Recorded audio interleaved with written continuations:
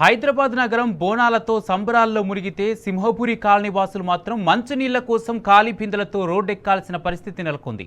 చేతగాని కాంగ్రెస్ ప్రభుత్వ తీరుతో దుండిగల్ మున్సిపాలిటీ అధికారుల నిర్లక్ష్యంతో కాలనీ వాసులు తీవ్ర డ్రైనేజీ సమస్య, మంచినీటి కొరత, రోడ్ల సమస్యలతో సతమతమవుతున్నారు. బతుకు జీవుడా అంటూ చిన్నపిల్లలు, వృద్ధులతో బిక్కుబిక్కుమంటూ బ్రతికే కాలం దాపురించిందని దుండిగల్ మున్సిపాలిటీ సింహపురి కాలనీ ప్రజలు రోడ్డెక్కి ధర్నా చేస్తారు. ఎన్నిసార్లు మున్సిపల్ కమిషనర్కు వినతి పత్రాలు ఇచ్చినా పట్టించుకోవడం లేదని మహిళలు మండిపడుతున్నారు. 2 రోజుల్లో కాలనీలోని మురుగు సమస్యను తీర్చకపోతే మున్సిపాలిటీ కార్యాలయం ముందు ఖాళీ బిందెలతో భారీ ధర్నా చేపడతామని కాలనీ మహిళలు హెచ్చరిస్తున్నారు.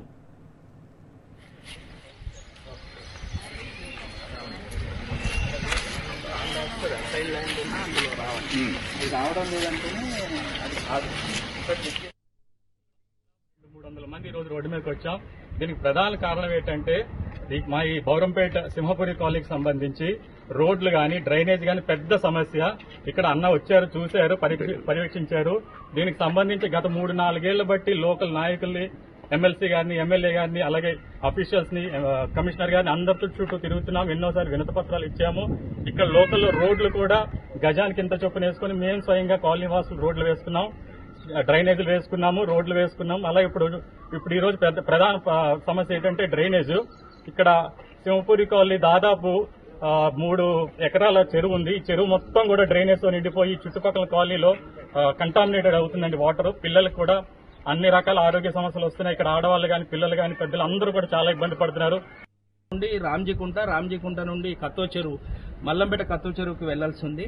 అదేవిధంగా ఈ బల్జవాని కుంట ఎక్స్టెండ్ ఏంటంటే 1.8 ఎకర్స్ గా నోటిఫై చేసిండు.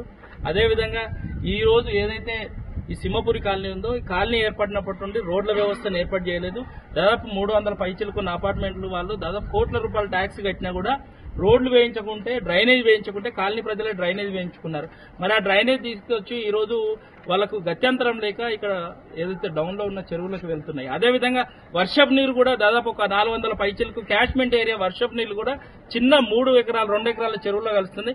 అక్కడి నుంచి కిందికి వెళ్లడానికి కనీసం పైప్ లైన్ కానీ, తర్వాత కనీసం ఏదైతే ఇరిగేషన్ టోపోషీట్ కు సంబంధించి ఈ విధంగా ఇది బల్జవాని కుంట, ఈ బల్జవాని కుంట నుండి ఇది మియాపూర్ టు దుండిగల్ వెళ్లే రోడ్డు. ఈ క్యాచ్మెంట్ ఏరియా నీళ్ళన్నీ కూడా ఇక్కడ రావాలి. ఇది బల్జవాని కుంట, ఇక్కడ నుంచి రామ్జీ కుంట, ఇక్కడ నుంచి కత్తో చెరువు మల్లంపేట, అక్కడ నుంచి బొల్లారంకి వెళ్లాల్సింది నీళ్ళు. అంటే ఇరిగేషన్ టోపోషీట్ లో క్లియర్ గా నాలా దాదాపు 6 మీటర్ల వెడల్పు నాలా సిస్టమ్ ఉన్నా కూడా ఈ రోజు ఆ నాలాలన్నీ కూడా ప్రైవేటు వ్యక్తులు రోడ్డు కట్టుకుని నాలా పోకుండా నీళ్లు కనీసం బల్జవాని కుంట్లకు వచ్చిన మురికి నీరు కానీ, వర్షపు నీరు కానీ బయటికి వెళ్లకుండా ఈ రోజు దోమలతో, అదేవిధంగా కాలనీకి వర్షపు ఏదైతే మురుగునీరు, వర్షపు నీరు కలవడం వల్ల మొత్తం కూడా ఈ ఏదైతే భూమిలో ఈ రోజు మొత్తం మురికి నీరు వస్తుంది, బోర్లలో వాటర్ కూడా. సింహపురి కాలనీ బౌరంపేటలో ఉంటామండి. ఇక్కడ డ్రైనేజ్ చాలా ప్రాబ్లం గా ఉంది మాకు.